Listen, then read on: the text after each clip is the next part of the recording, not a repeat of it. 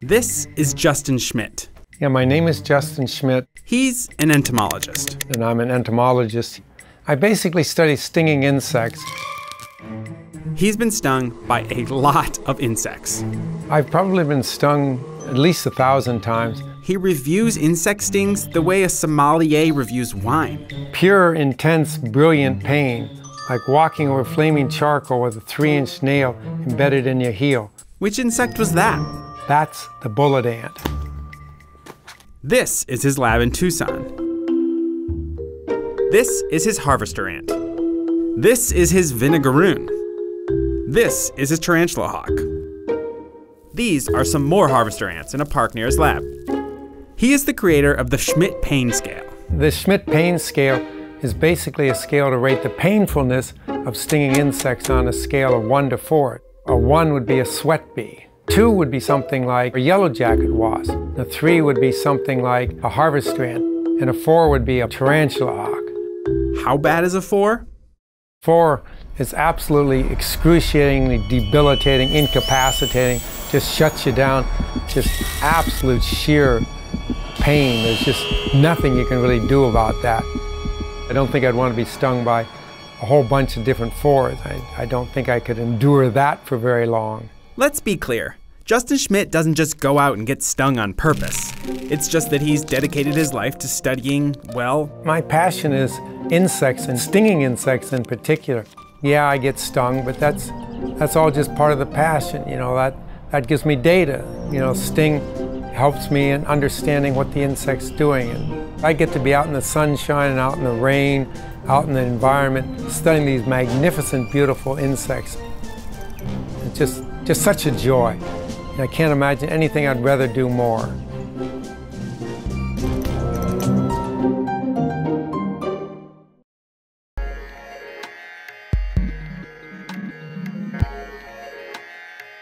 It makes perfect sense for us to be eating invasive species because invasive species are an endless resource for food.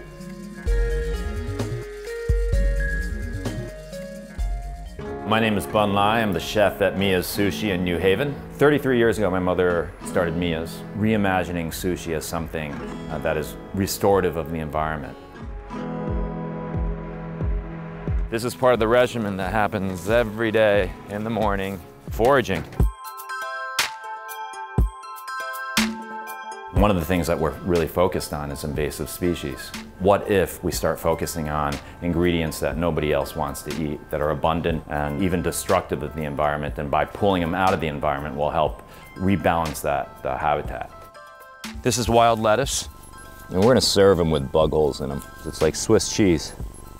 That means that they're healthy to eat and that they're pesticide, herbicide free. Here's a big one. You really can't hesitate, you have to be fully committed to catch him. Let's see if I am. Gotcha. They're a lot stronger than you think. He's really pushing off my hand. Yeah, we're set to go. Let's rock and roll.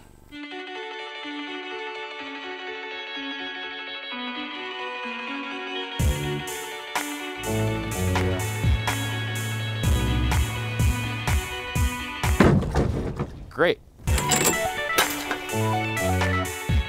These snails from Europe, they're called European snails, came over, stuck on ships.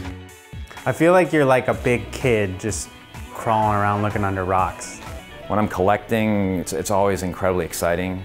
It's very thrilling for me. Whoa, all right. But when I'm trying to figure out new ways of working with an ingredient that I've never worked with before, or an ingredient that actually grosses me out, I like the fact that I'm forcing myself to confront my own prejudices. Today, we went foraging for dandelion, amaranth, wild lettuce, mugwort, butterbur, grasshopper, Invasive European snails, a whole bunch of Asian shore crabs, and wakame seaweed and gracilaria seaweed. Are you gonna be mad if we show the whole world that you can make gourmet sushi just using stuff in your backyard? That's what we want the whole world to do, or consider doing, or think about doing. And not only that, this isn't an original idea. People have been doing this for tens of thousands, hundreds of thousands of years, way before Mia's. And it's delicious. And it's absolutely delicious and nutritious. Yeah. And great for the environment.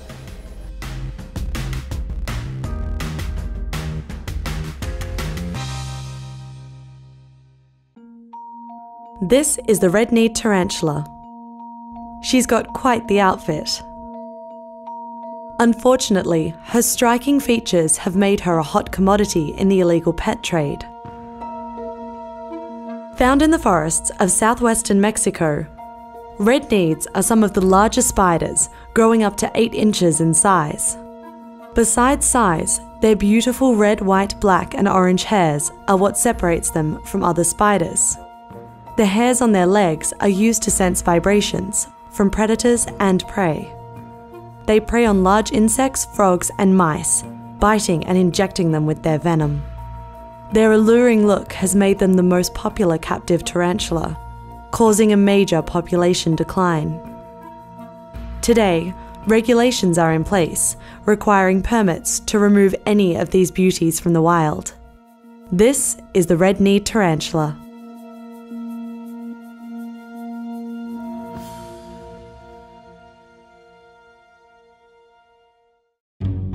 It was the trial that captivated a nation. Lorena Bobbitt took a knife, cut off her husband's penis. But what does Lorena Bobbitt have to do with this thing?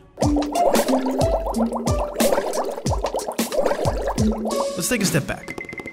This is the bobbit worm. It's a species of Unice. Thanks, Terry. You're most welcome.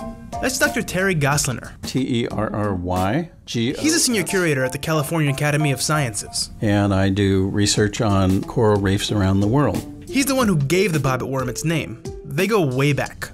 In 1992, I went to the Philippines and I saw my first bobbit worm. To actually see it in action was really one of the most amazing things I've seen.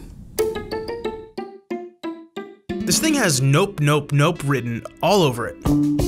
I'm sorry, what? From its spiked glowing exoskeleton, And the body is very iridescent, shiny. to its spring-loaded jaws, They just spring shut like a bear trap. and its unique predatory style. When it sees a fish, it pops more and more out of the water and then grabs the fish and takes it back into the sand. What? Anyway, after years of research in the Indo-Pacific, Dr. Gosseliner published this book. Coral reef animals of the Indo-Pacific. When it came time to name the worm, Dr. Gosseliner found an unlikely source of inspiration. There was this guy named John Wayne Bobbitt who had cheated on his wife, and while he was sleeping one night, she cut off his penis and threw it in a field nearby. Wait, what? And the worm? Basically, the ability to use those massive jaws to cut the spinal cord of a fish was something that reminded me of what Lorena Bobbitt did to her husband. So there you have it, something else to keep you up at night. I've never had nightmares about it. Yeah, whatever, Dr. Terry.